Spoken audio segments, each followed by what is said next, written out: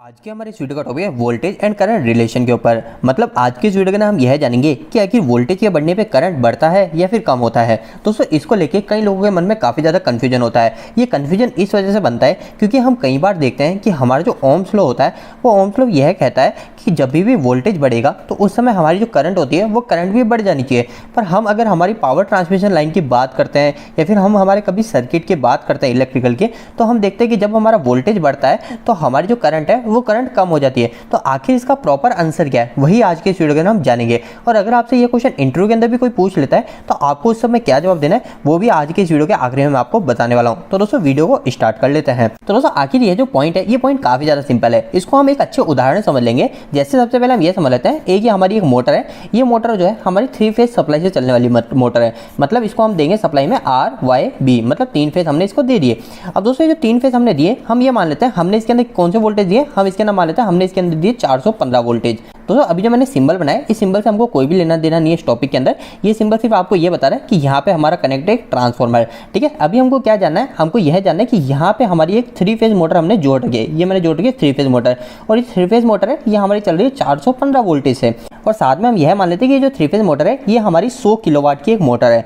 अब दोस्तों हमने इसके अंदर 415 वोल्टेज तो दे दिए, पर एक्चुअल में हमारे जो 415 वोल्टेज है वो हमारे ट्रांसमिशन लाइन से नहीं आता है। या फिर अगर हम हमारे जनरेटिंग पॉइंट की बात करें जहाँ पे बिजली बनाई जाती है वहाँ पे भी हमारे 415 वोल्टेज नहीं बनाए जाते हैं। वहाँ पे भी अधिकांश जो वोल्टेज को जनरेट किया जाता है वो 11 kV के अंदर किया जाता है, मतलब 11,000 वोल्टेज के अंदर। तो दोस्तों इस लाइन को मुझे बताने का मतलब सिर्फ एक छोटा सा है। मैं आपको सिर्फ ये बताना चाहता हूँ कि हमारा जो ट्रांसफार्मर है ये ट्रांसफार्मर हमको 415 वोल्टेज यहाँ पे दे रहा है। इसके पहले जो हमारी ट्रांसमिशन लाइन में जो वोल्टेज आ रहा है वो वोल्टेज कुछ और हो सकता है। अगर हम हमारे कंपनी के आसपास देखेंगे तो वहाँ पे 11 kV या 33 kV ऐसी लाइन दूसरी आ रही होगी। तो दोस्तों आखिर इन सब चीजों से क्या मतलब हुआ, तो इन सब चीजों से सिर्फ आपको एक बात यह पता चलेगी कि हमारी जो 100 किलोवाट की मोटर है अगर वो मोटर यहाँ पे 415 वोल्टेज पे अगर 130 एम्पियर के आसपास ले रही है, तो अगर इसी समय मैं इस मोटर के एम्पियर यहाँ पे ना लेके हमारे ट्रांसफार्मर से पहले लूंगा तो यहाँ पे जो एम्पियर्स होंगे वो होंगे ओनली फॉर 5 एम्पियर। तो इससे हमको ये साफ पता चल जाता है कि हमारा जो वोल्टेज है वो वोल्टेज के कम होने पे हमारा करंट बढ़ गया। यहाँ पे तो 5 एम्पियर है पर यहाँ पे हमारा 130 एम्पियर, और यहाँ पे हमारा 11 kV मतलब 11,000 वोल्टेज। तो यहाँ पे जो करंट है वो करंट कितना कम हो गया, यहाँ पे ओनली फॉर 5 एम्पियर रह गया।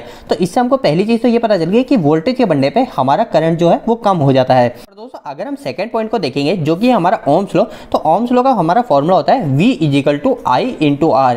ये V = I × R फॉर्मूला हमको साफ यही दिखा रहा है कि अगर हमारा यहाँ पे वोल्टेज बढ़ेगा या फिर अगर हमारी यहाँ पे करंट बढ़ेगी, क्योंकि करंट बढ़ेगी तो करंट और रेजिस्टेंस मल्टीप्लाई होगा, तो साफ बात है हमारा जो आंसर जो वोल्टेज में आएगा वो भी हमारा ज्यादा आएगा। तो हमारा साफ यही बता रहा है कि हमारा जो करंट है इस करंट के बढ़ने पे हमारा जो वोल्टेज है वो वोल्टेज भी बढ़ जाएगा, और दूसरी चीज वोल्टेज के कम होने पे हमारा करंट भी कम हो जाएगा। तो अब यहाँ पे हमारे पास 2 पॉइंट आ चुके हैं। नंबर 1 कि वोल्टेज के बढ़ने पे हमारा करंट भी बढ़ रहा है जो कि ओम्स लॉ के अंदर हमने देखा, और नंबर 2 कि वोल्टेज के बढ़ने पे हमारा करंट कम हो रहा है जो कि हमने हमारी कंपनी के रियल प्रैक्टिकल के अंदर देखा। तो दोस्तों आखिरकार इन दोनों में से सही कौन सा है, तो ये दोनों ही सही है, इसमें से कोई सा भी गलत नहीं है। पर हमको यह समझना है कि आखिर ये जो पॉइंट है ये पॉइंट कब सही रहता है और दूसरा जो पॉइंट है ये पॉइंट कब सही रहता है, यही आपको पता होना चाहिए। वही पॉइंट हमारे इस क्वेश्चन का आंसर भी है। तो दोस्तों आखिर वह पॉइंट क्या है वो अब हम जान लेते हैं। तो दोस्तों सबसे पहला पॉइंट आपको यह ध्यान रखना है कि कभी भी हमारी जो पावर है वो अगर पावर हमारी कांस्टेंट है, कांस्टेंट का मतलब हमारी पावर जो है वो पावर फिक्स है, ना ज्यादा हो रही है ना कम हो रही है। जैसे अभी हमारी मोटर की हमने बात करी थी, हमारी जो पावर थी वो पावर हमारे यहाँ पे फिक्स थी जो थी 100 किलोवाट। अब वो 100 किलोवाट आप यहाँ पे देखो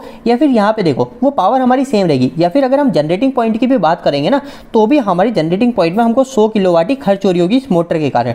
तो मतलब जहाँ पे हमारी पावर फिक्स होगी, जैसे मैंने यहाँ पे लिखा पावर जो है हमारी कांस्टेंट होगी। पावर का मतलब क्या है, पावर का मतलब है हमारा वाट, HP, किलोवाट। ये पावर जब भी हमारी फिक्स रहेगी तो हमारा जब वोल्टेज बढ़ेगा तो हमारा जो करंट है वो करंट डायरेक्ट कम हो जाएगा, और अगर हमारा वोल्टेज कम होगा तो हमारा जो करंट है वो करंट बढ़ जाएगा।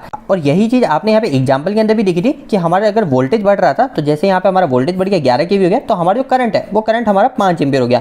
और दूसरी कंडीशन हमारा वोल्टेज कम हो गया, जैसे यहाँ पे हमारा वोल्टेज हो गया 415, तो हमारा जो करंट है वो करंट बढ़ गया, करंट कितना हो गया 130 एम्पियर। और दोस्तों यह कंडीशन होने के पीछे की वजह सिर्फ एक थी, वो थी हमारी पावर। दोनों जगह हमारी जो पावर थी वो पावर कांस्टेंट थी। यहाँ पे भी हमारी पावर 100 किलोवाट है और यहाँ पे भी हमारी जो पावर थी वो पावर हमारी 100 किलोवाट ही थी। ऐसा इसी वजह से हुआ। अब हमारे दूसरे पॉइंट के ऊपर आ जाते हैं कि आखिरकार वोल्टेज बढ़ने पे हमारा करंट भी क्यों बढ़ रहा है। तो दोस्तों इसको समझने के लिए आपको ओम्स लॉ आना चाहिए। ये ओम्स लॉ क्या होता है इसके ऊपर मैंने ऑलरेडी एक डिटेल वीडियो बना रखा है, काफी ज्यादा आसान शब्दों में बना रखा है। मैं गारंटी देता हूं अगर आप वो वीडियो को देखोगे ना तो अगर आपको कभी भी ओम्स लॉ समझ में नहीं आए तो वो ओम्स लॉ आपको समझ में आ जाएगा। वो वीडियो मैं आपको इसी वीडियो के एंड सेशन में डाल दूंगा, आप 500 वीडियो देख लीजिएगा। पर दोस्तों अभी मैं आपको ओम्स लॉ का डायरेक्ट फॉर्मूला बताऊं तो वो फॉर्मूला होता है V is equal to I into R. अब ये ओम्स लॉ क्या होता है? ये ओम्स लॉ हमारे इन तीनों के बीच में संबंध को बता रहा होता है कि आखिर वोल्टेज बढ़ेगा तो क्या होगा, रेजिस्टेंस बढ़ेगा तो क्या होगा, ये यह चीज बता रहा है। पर इस फॉर्मूले के अंदर कहीं पे भी पावर का शब्द नहीं है, मतलब हमारी जो पावर है उस पावर से इसको मतलब नहीं है ओम्स लॉ को। ये ओम्स लॉ सिर्फ संबंध बताता है तीन चीजों में, वोल्टेज, करंट और रेजिस्टेंस के बीच में। और इसी फॉर्मूले के अंदर हमारा ओम्स लॉ यह कहता है कि अगर हमारा रेजिस्टेंस फिक्स होगा, यहाँ पे आपको दिख रहा है आर, ये आर का मतलब है अगर हमारा रेजिस्टेंस फिक्स होगा, रेजिस्टेंस कांस्टेंट होगा, तो हमारा जो है वोल्टेज के बढ़ने पे हमारी जो करंट है वो करंट भी बढ़ जाएगी। और अगर हमारा रेजिस्टेंस फिक्स है तो हमारे वोल्टेज के कम होने पे हमारी जो करंट है वो करंट भी कम हो जाएगी। दोस्तों अब हम हमारे मेन पॉइंट के ऊपर आ जाते हैं कि अगर हमसे यह क्वेश्चन इलेक्ट्रिकल के इंटरव्यू के अंदर पूछा जाता है तो हमको उस समय क्या जवाब देना है। तो दोस्तों वो आपसे क्या क्वेश्चन पूछेंगे, वो आपसे यह पूछेंगे कि वोल्टेज के बढ़ने पे हमारे करंट में क्या बदलाव होगा, करंट कम होगा या फिर करंट बढ़ेगा। तो आपको उस समय यह जवाब देना है कि यहाँ पे दो नियम काम करते हैं। अगर हमारी पावर कॉन्स्टेंट होगी, हमारे सर्किट के अंदर जो पावर है वो पावर फिक्स होगी, कॉन्स्टेंट होगी, तो हमारा जो है वोल्टेज के बढ़ने पर हमारा जो करंट है वो कम हो जाएगा और वोल्टेज के कम होने पर हमारा करंट बढ़ जाएगा, मतलब उल्टा हो जाएगा। और दूसरी चीज आपको यह बोलनी है, हमारा ओम्स लॉ यह कहता है कि हमारा जब रेजिस्टेंस फिक्स होगा, इस समय हम पावर की बात नहीं कर रहे, हम बात कर रहे हैं रेजिस्टेंस की। अगर हमारा रेजिस्टेंस कांस्टेंट मतलब फिक्स होगा तो हमारे जो वोल्टेज के बढ़ने पे हमारी जो करंट है वो करंट भी बढ़ जाएगी और वोल्टेज के कम होने पे हमारी जो करंट है वो करंट भी कम हो जाएगी। तो दोस्तों उम्मीद है कि आज के इस वीडियो के माध्यम से आपको कुछ बेहतर जानकारी मिली होगी। आपको ये वीडियो कैसा लगा, इस वीडियो को लाइक करके जरूर बताएं। अगर आपका कोई भी सवाल इस वीडियो के प्रति इलेक्ट्रिकल जुड़ा तो आप मुझे नीचे कमेंट बॉक्स में कमेंट करके पूछ सकते हैं। इलेक्ट्रिकल वीडियो अगर आप हिंदी में देखना पसंद करते हैं आज ही हमारे चैनल को सब्सक्राइब कर लीजिए। आज के लिए इतना ही, धन्यवाद।